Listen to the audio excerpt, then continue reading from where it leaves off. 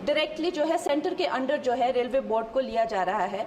इसका भी मैं पूरा स्वागत करती हूँ। शिमला हो गया या धर्मशाला, कांगड़ा और बैजनाथ हो गया, ऐसे न जाने बहुत सारी जगहों पे, हमीरपुर जैसी जगहों पर जो है बहुत सारे प्रोजेक्ट्स आ रहे हैं। वो सेंट्रल मंडी अगर दिल्ली से जुड़ता है या चंडीगढ़ या चाहे अंबाला जैसी 2-3 जगहों से भी अगर हमें जोड़ा जाए तो हमारे हिमाचल की जो प्रगति और विकास है उसमें हमें बहुत सहायता मिलेगी। कंगना रनावत जी। माननीय अध्यक्ष जी, मैं आपकी धन्यवादी हूँ कि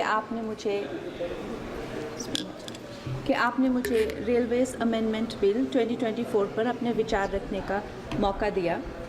माननीय रेल मंत्री श्री अश्विनी वैष्णव जी द्वारा प्रस्तावित इस बिल का मैं स्वागत करती हूँ। जैसे कि हमारे प्रधानमंत्री श्री नरेंद्र मोदी जी हमेशा ही कहते हैं कि सरकार का काम होना चाहिए जो लोगों के जीवन में सरलता लाए, चाहे वो लॉज हो, ब्यूरोक्रेसी हो या सरकार के दफ्तर हो, उनके लिए वो एक्सेसिबल होने चाहिए और उनके लिए जो है वो किसी तरह का स्ट्रेस जनरेट ना करें और इजीली अवेलेबल होने चाहिए।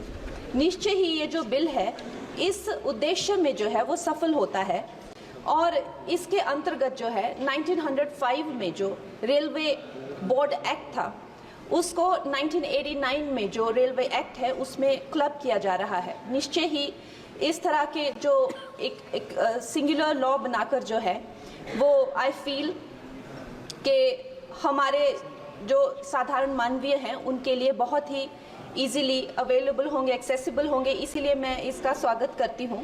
और another very important government body railway board, जिसको डायरेक्टली जो कॉर्पोरेट्स के जो हर्डल्स होते हैं, जिसको हमारे प्रधानमंत्री जी हमेशा कहते हैं कि दफ्तरों के चक्कर लगाने या लोगों को एक डेस्क से दूसरे डेस्क भेजना, आई थिंक इससे भी उनको जो है वो छुटकारा मिलता है। ये डायरेक्टली जो है सेंटर के अंडर जो है रेलवे बोर्ड को लिया जा रहा है।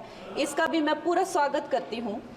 और उसके साथ ही वंदे भारत की जो हमारी जो ट्रेन्स हैं वो हमारे लिए आत्मनिर्भर भारत, आधुनिकीकरण का एक बहुत बड़ा, एक प्रभावशाली उदाहरण, एक चिन्ह बनकर आई हैं सामने। और जब 68 वंदे भारत जो है भारत को दी गई थी तो उसमें से एक वंदे भारत हमारे हिमाचल जैसे छोटे से प्रदेश को भी दी गई थी, ऊना शहर में।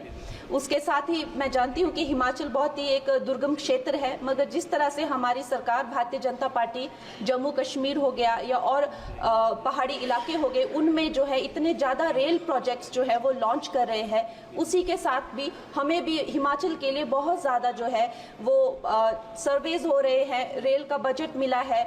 शिमला हो गया या धर्मशाला, कांगड़ा और बैजनाथ हो गया, ऐसे न जाने बहुत सारी जगहों पे, हमीरपुर जैसी जगहों पर जो है बहुत सारे प्रोजेक्ट्स आ रहे हैं।